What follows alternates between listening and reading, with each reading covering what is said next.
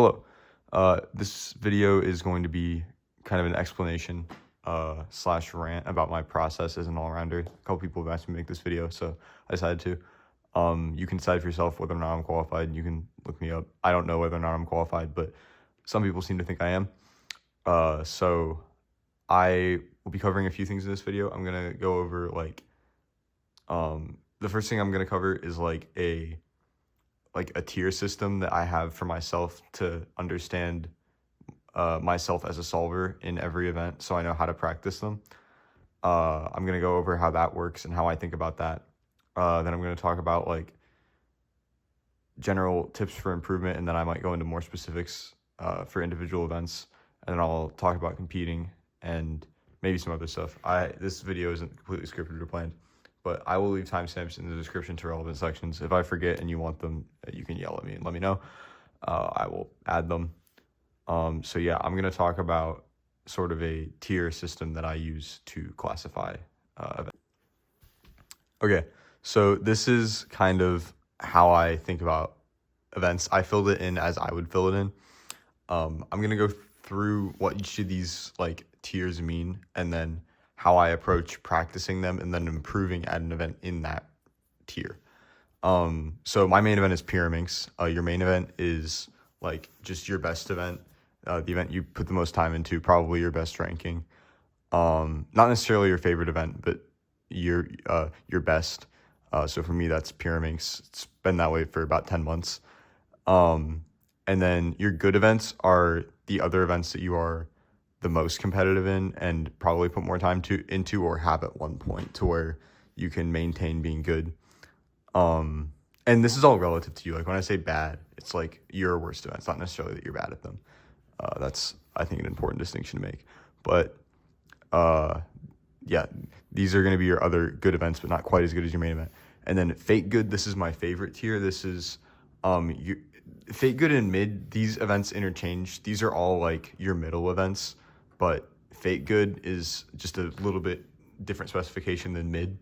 So fake good are the events, you can think about it a few ways. You can think about it one way is the events you have the most potential in out of all of these.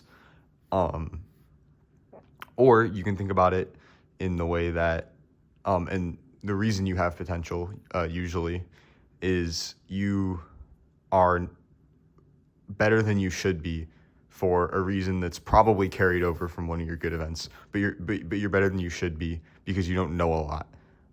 For me, that's square one. I average 11 seconds and I don't know full EO, but my turning's really good from those events. So I can average 11 to 12 seconds. And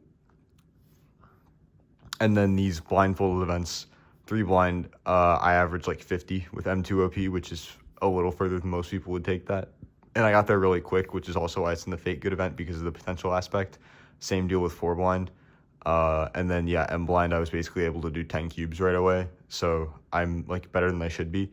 And better than I should be compared to my 3 blind experience. And then your mid events are the same or sometimes slightly worse than your fake good events. A lot of times you're mid in these because you don't practice at all from you 404 and OH, but you have carryover from other events that make you respectable at them compared to your bad events, and good enough where a mid event could be your 5th or 6th best event. You know what I'm saying? So for me, 404 and OH, I have skills that are transferable from 3x3.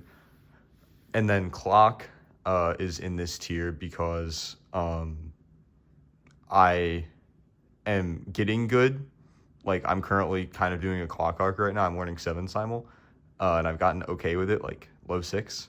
But I don't perceive myself as having the same potential as square one and blind because it doesn't come as naturally to me, and there's no carryover for clock from different events really because it's so unique. And then your bad events are the events you're worst at. So for me, that's 5 through 7 in Mega. A lot of times there is a common denominator between your bad events, and you can find a certain skill that is probably your worst skill. And for me, that is look ahead, which is my worst skill in relation to cubing, which is why all these look ahead events are in the bad tier. So now that you know what that means, we need to know how to practice each of these tiers though. Your main event should be the event you practice most. It is important to take breaks because you can get burnt out if you practice something too much. But ideally, your main event, you want to maintain being competitive and get better. I had to slip in a sip of Dr. Pepper. It's blackberry. It's really good.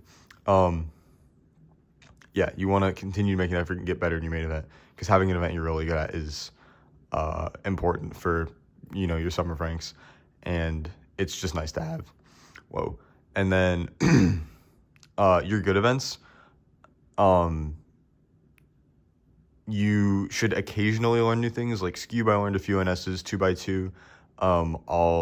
I'm learning EG2 right now. But you don't need to practice as much in your main event to maintain how good you are. Because a lot of times these are similar events to your main event, and skills from your main event are going to transfer to these. Like inspection and turning skills from Pyraminx translate very well into each of these events, especially 2x2.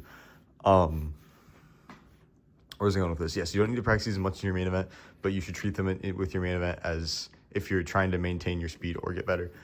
And then your fake good events, there's two options here. If you are currently like side maining a fake good event, because you should always have a side main event, but I'll get into that later. If you're side maining a fake good event, you should be actively learning new things and probably improving really quick because you have that high potential. So for me, like square one, that would be if I started learning a bunch of EPs or started learning CSP or learned EO. For 3 blind, maybe I learned a Roscoe for corners, or I'm starting 3 style, or I'm learning something for one of those events. Your mid events, these are the events you should practice the least, are your mid events, because you don't have as high potential, but you aren't as bad at them as the bad events. So there's less of a need to improve. So these events, I only practice like when I have a round coming up, or if you want to get good at one of the events because you want it to be in the good tier, but you're not fake good at it, then this is a good side main candidate. Could be one of these events for me. Right now it's clock. And then your bad events, another reason you might be bad at these, besides like the aforementioned skill issue that I brought up, is the fact that you don't like them. So you should only practice these when you're really bored, or you're doing bad at these events and you feel like doing practice when you're cubing bad is pointless. If you ever get that sort of feeling, that's when you should practice the bad events. Because the bad events, it's not going to take you very many solves to improve at them. So like if you do minimal solves, you could see a lot of improvement. A good real life example for me recently, Megaminx is one of my bad events. It might be in the mid tier now. I have improved recently. I haven't thought about whether I want to think about it like this event yet, because I still do a lot of boredom practicing with Megaminx, which is a characteristic of a bad event. I think it happens naturally. But anyway, recently I did like 30 mega solves before a competition. It was Ohio State Duo 6, and I got double PR. I got PR single by 2 seconds and PR average by 4 seconds from doing 30 solves, basically. And just like looking ahead decently well, maximizing my weakness that makes these bad events. I'm thirsty. Yeah, so that's this tier list thing.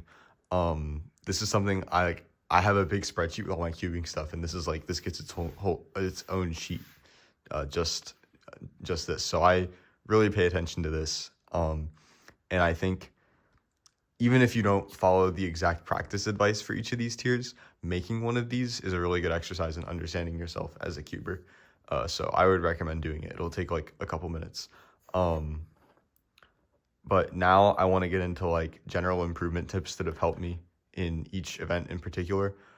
And then for the events I am not as good at, I will, and like these ones mostly, I will refer you to people that produce good resources for these events and general tips I've heard from being friends with people that main these events. Okay, so before we get into each individual event, I think it's important we understand the types of events. So the first events I'm going to cover are what I just call the ALG events. I'm gonna make this list with you because I should have done that for the last one. Would have saved me time. So these events include 2x2, Square 1, and Skewb. So these events, the most important thing to do is learn algs. These events also are all short because short events can be improved the most, like percentage of a solve wise, by learning algorithms. And they all, I don't remember if I said it already. I'm tired. But these events all require good turning to be good, which other events it's not quite as important. The next events are like the I just say like intuitive sprint events. There's 2 of these. It's Pyraminx and clock.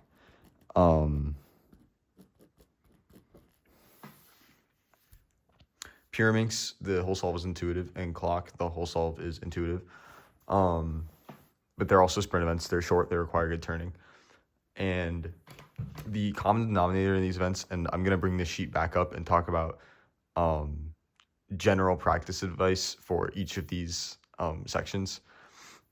But the intuitive sprint events are the most like do solves, get good events, but they aren't big cubes. So Pyraminx and clock, you can basically do solves and get good. Pyraminx, I think there's a little more to learn, but I'm also not as good at clock, so there's probably stuff I'm missing with clock that I will learn soon.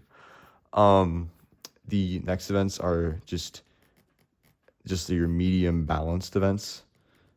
There's 3 of these. It's 3x3, 4x4, and OH. These require basically all your general cubing skills equally.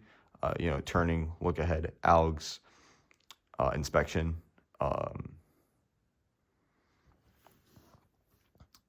So these events generally, these are events that if you improve in them, you're going to see very incremental improvements in every other category.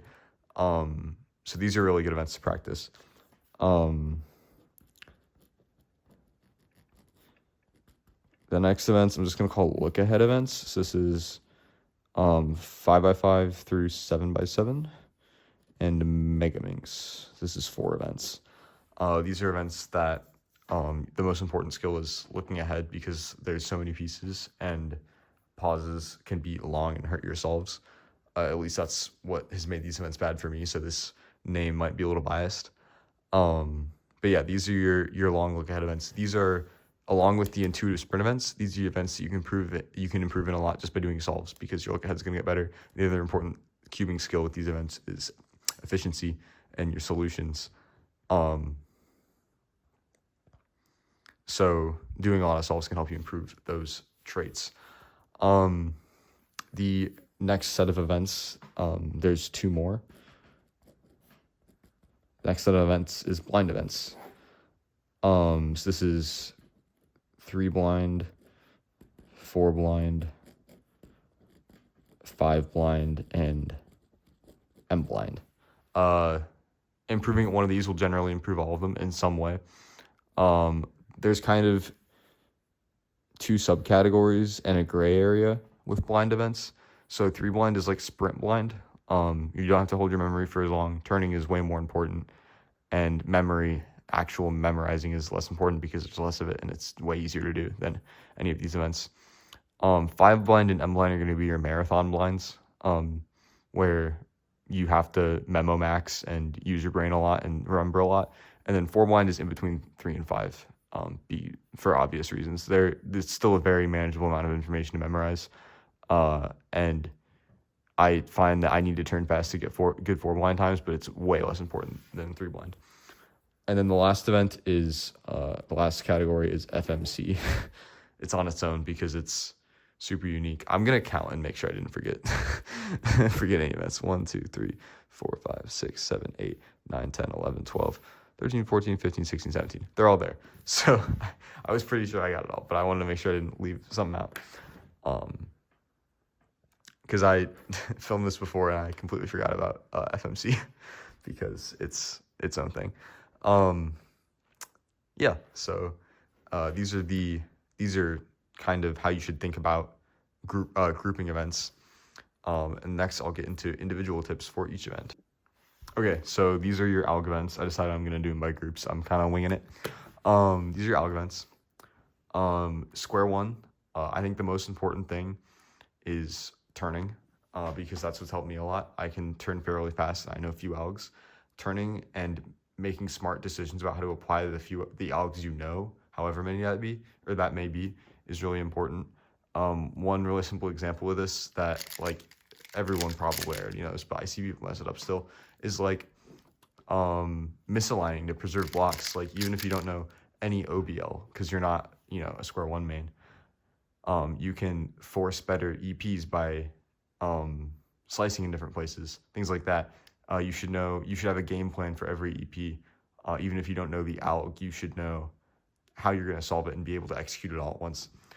You should be looking to predict your corners during edge orientation, because those algs do not affect corners. So you can get, like me, you can get pretty fake good at square one really easy if you can turn well and do things like that. 2x2, since it is a sprint event, you kind of have to solve max, like you do with every event, but it's just like,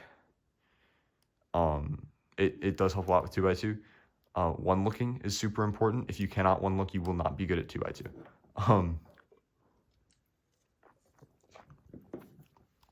Yeah, if you can't one look, you will not be good. So you need to be able to one look 2x2. The other most important thing is just alg knowledge. If you can solve more things in more ways, you're going to be more good. And then Skewb and 2x2 are really similar. Skewb, knowing algs helps a ton, but my biggest tip for Skewb is just learning Sarah's Advanced.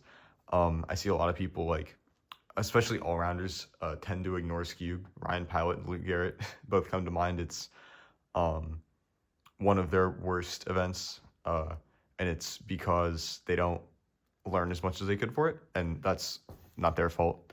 They don't care about Skewb, as they don't care as much about it, most likely, which is fair. But learning stuff for Skewb goes a long way. If we go a step down from those two best all-rounders in the world that I just mentioned, and go to like a more casual all-rounder, like maybe at my level, they might have a mid-4 Skewb average. Like, I'm gonna call out my friend Carson Clark. He has a mid-4 Skewb average, and he doesn't know Advanced, or at least he didn't when he got it. And if you learned Advanced, you could have a sub-4 average so easy, which, as far as like being a good sum of ranks play, that's really good, because Skewb is a super easy event to get top 1,000 in without knowing very much. So that's my biggest tip, is you can kind of ignore Skewb if you don't have the desire to learn an S and be good at it. You can learn Sarah's Advanced. It's only about as hard as like intuitive L4E for Pyraminx, and you can get a very satisfactory amount of good. Okay, next are your intuitive sprint events, Pyraminx and Clock. This is a weird group for me to talk about, because one of them is my main event and one of them I'm just now getting into, and I've been bad at for a lot of my all-rounding journey. But the biggest tip for improvement in these events is just practicing. You're going to learn a lot by doing solves. Pyraminx, I can talk a little more in depth about, because it's my best event. But doing things like, my favorite practice technique for Pyraminx recently has been VFMC, because my Vs, like my solutions, I miss a lot of stuff compared to other people my speed. Which brings me to another thing. If you can turn a Pyraminx well, like my turning is pretty good compared to the other aspects of my solve, you can make up for a lot of deficiencies while to still be somewhat decent while you fix those deficiencies. But getting somewhat fast at Pyraminx, for the rest of these, I'm going to focus on getting somewhat fast, because if you're an all-rounder and you're somewhat fast at everything, you're a pretty good all-rounder. So Pyraminx getting somewhat fast, like, sub 3, maybe like low 3. All you really need to do is learn intuitive L4E. You don't even really need to be able to one look at all. As long as you can turn well and know intuitive L4E and your solutions aren't crap, you can get pretty decent at Pyraminx. Like, unless you compete in Ohio, you can, like, Pyraminx podiums are super, super easy if you put in just a little bit of practice. Clock, I can't speak on quite as much because I'm not as good at it, but learning 7 simul, I'm learning B-Paul flip, and I'm maybe 500 solves in and already have, a 3 and some 4s, and I average almost sub 6, so getting to like sub 5 if you really want to, like, should not be that hard, at least based on my experience recently improving with the event. So I would say learning 7 sound was important. I think anything else is just going to be holding you back at this point. The next events are your medium slash balanced events. So 3x3, 3x3 OH, and 4x4. These events are a really good mix of the alg events and the intuitive sprint events, which is funny because they are longer than both of those. I mean, they're balanced, so I guess the look ahead events definitely apply. I'm just not as good at them. I'm just not as good at those, so they don't apply to me as much. But these are the events where you should be using all your skills from all the other events that you've practiced to get good. These events, the other big thing is to balance solves and learning, or focus practice can be grouped in with learning. These events, because they require every skill to about an equal degree, require the most amount of like active attention to be good at. Besides maybe the look at events, I consider those the only events I'm not very competent in. So I don't know if that applies for those, but it seems to me that that balance is most important for these events. So if you can strike a really good balance between learning and practice, whether that be algorithms or concentrated practice like drilling or slow solves, you can definitely improve really quickly in these events. These are your look ahead events. I'm not going to spend quite as much time talking about personal experience with these because I don't have as much as with any of the other categories. But this is going to be 5 through 7 Megaminx. I'm going to go, the advice I do give, I'm going to base off of people I know that are good at these events. Because I do know people that main each one of these events. And it seems to be the common denominator, like the intuitive sprint events, is practice. Doing solves is going to get you a long way. Doing like untimed solves is also pretty important because there's just so many different ways you can solve things because there's so many pieces that that's going to be a really important tool in finding them. Another thing, wait, I forgot what I was going to say. Shoot. Sorry, this is super like unplanned type of video. Like I got home from work, showered, and immediately got in front of a camera. Yeah, so I forget the next one I was going to make. It must not have been important. But yeah, practice and watch example solves. The very few example solves I have watched for these events, I've learned so much, like so many different things I would not think of doing. I think that's what I was going to say. I've been told Mark Zimmerman is good for big cubes. And if you use Hoya Ray Bai for 5x5 and 4x4, I guess, as well as Luke Tixon or Tixon, I'm not sure how you say it. Those are the ones I've watched because that's the method I use, and they were really, really insightful. Megaminx, I haven't done as much, but I know like Java Cuber on YouTube has a bunch of Megaminx content. He's not like a world-class Megaminx solver, but I think he would help a lot. I've also seen Laser Monkey, Philip Lewicki, post really good Megaminx content. Even the old Felix Sembeg's Skewb skills videos have a lot of good Megaminx insights. So those are all resources if you want to improve these events, like I will hopefully be doing soon. I think those are your best bets. The next group of events is the blind events, and the 4 and 5 are out of order. Sorry. These are the events that I've had the quickest improvement in out of any category. Beside, maybe along with the intuitive sprint events. Now that I'm improving quickly at clock, I can confidently say that's another good category for me. But these events I have experience improving quickly in. If you want to gain more insight into my full thoughts on blind improvement, I have a 20-minute blind improvement rant on my channel that you should go watch. It's even more poorly scripted than this one, but I think it has some interesting things in it. But the biggest takeaway, in my opinion, is to not be afraid of DNFing. You're going to DNF, it's blind, but it's by single. You just have to be able to get a success sometimes. And that mentality is going to make you go so much faster because you know you can take a DNF. The other thing I would like to mention is a mentality thing. You need to treat blind like a sprint, not a marathon. This applies more, my ears just started ringing, oh my god. This applies more as you go to the left of this. 3 blind should be a sprint, 4 blind should be a mix, 5 blind there's so many pieces. I think you got to go a little safer with 5 blind, but that mentality has also helped me improve a lot in blind events. So those two, I guess blind is mostly a mentality thing as far as improvement goes, but those two mentalities, I think can get you a long way, especially if you are newer to blind events. I think they are really helpful. The last category is one event. It's FMC. I think there are 2 very different classes and 2 distinct classes that you might want to fall into as an all-rounder. Both of them involve being passable at FMC, but one of them is if you care more. The first path for if you want to get really good at FMC and want to make it one of your good events is DRHTR. I don't have experience personally improving with DRHTR. I do know DR, but use it sparingly, and I do not know HTR because I fall into the second group. But improving with DRHTR, there's a ton of tutorials. Join the FMC Solvers Discord. They are super helpful in there. And you just need to do a lot of solves, and I'm sure examples from top FMC solvers would be helpful. They've helped me in the few I've watched.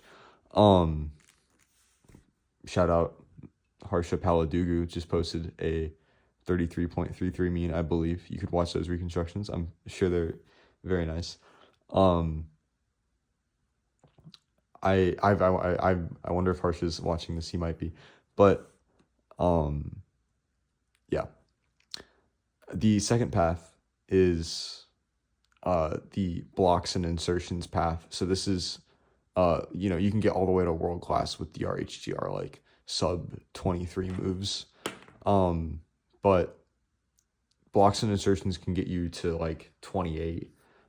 If you're Doug Lee, they can get you to the first category, but he's a whole different beast. You can do just a few solves and improve pretty quickly. I had maybe a 2-week period where I did 1 FMC solve a day, and I went from averaging like 38 to 42 moves with like CFOP and NIST knowledge to focusing more on block building and learning insertions, and I did maybe 12 attempts and I averaged low 30s, and can 1 in 3 solves is probably sub 30. So improve if you want to get to that category of FMC solver, which is very much fine for some of ranks purposes because it's like WR 4 to 600, then all you need to do is maybe a dozen practice solves and be able to insert somewhat optimally, like maybe 1 in 4 solves you find an optimal corner insertion. But yeah, that's really all I have to say for FMC. Next, and I think the last thing I'm going to cover is how to compete. I am not perfect at this, but I've competed in nearly 80 competitions, I think 75 as this video is being published. So I have a lot of experience with it. I don't know if I'm going to write anything on this paper. It's just here from FMC, but I thought if I wanted to, I might, so I kept it. I'm going to be holding a pen the whole time, but I don't know if I'll write anything. So the most important part about competing is to, I'll just write bullet points. So that's not what I meant to write. Be consistent. So it doesn't necessarily mean be consistent in your solving. You would love for that to happen, but that doesn't happen for many people. Most people can't do that officially. But what I mean is be consistent in your routines.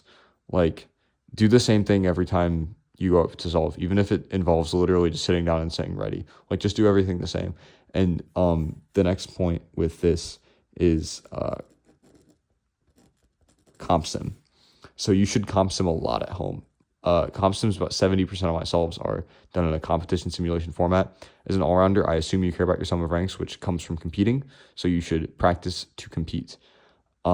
This has helped me a lot deal with nerves. I still do get super nervous, and for Pyraminx in particular, I'm not good at controlling my nerves yet, but comp sim has reduced the problem by a very large factor, and this is super important. You should really be doing this at home. I think it helps a lot. It helps you get into a routine, do the same routine before every solve when you're doing comp sim, and do that routine officially, and it'll feel more like you're at home. It works more than you'd think. The next is to record solves. I don't mean record at home. I don't think recording at home is as helpful as people think. I only record at home when I want content or when I get a certain time on cam, which is very sparingly. Like, I basically just started doing it again in my practice clock because I wanted a 4 on cam. But record solves in competition is way more important because you don't solve the same at home and in competition. You wish you did, but you don't. Even if you're super good at competing, I almost guarantee you don't. And since your comp solves are what matter for your results, recording solves is super important because you can go back at them and see what mistakes you make officially. The mistakes you make officially are going to be different than the mistakes you make at home. You might also have strengths officially that you don't have at home. Like my Megaminx look ahead officially gets so much better, and I know my solutions get worse. I do more extra U moves in particular, stuff like that. I know my mental clock for inspection in Pyraminx is not set correctly because when I think it's 15, it's 10. So you should be able to record your solves and find things like that and fix them in your comp sim practice. What else want to talk about? Those are the 2 most important points for competing. I think the last one is just be understanding. This is towards yourself. Even if, so like right now at home for Pyraminx, 1 in 3 averages is sub 2. I know within my next 3 averages, it is not like it is not a guarantee I'm getting sub 2. That it'll probably take 10 more averages, maybe more, because competing is hard. So you have to understand that competing is hard and you cannot beat yourself up for getting bad results. You can do it a little bit. It's fine to cope a little, but very little. Like I have a strict like don't cope rule. What's done is done. It doesn't help. So you should be understanding towards yourself. Know that nobody gets things on their first try when they're going for something officially, unless they get lucky or are good, like really good. So yeah, be understanding, don't cope, and you're gonna have a lot better mentality with competing. So yeah, that's what I have to say about official competitions. Okay, so that was the all-rounding rant / explanation / tutorial video. I think this probably ended up being slightly over 30 minutes. Hopefully that's okay. Let me know if you guys like this long-form content. I'm a ranter. I pretty much exclusively think about cubing, so I have a lot. I have a lot of little systems like you guys saw and things that I think about. So I have a lot to say. If you want to hear me talk about anything else, just let me know. But if you have any questions about anything I said in this video, if I didn't go into enough detail, which is entirely possible, I just worked the busiest shift at Arby's I've ever worked, and I'm so tired. If you have any questions, let me know. I will respond. But yeah, that was the all-rounding rant. I hope you extracted something useful from this.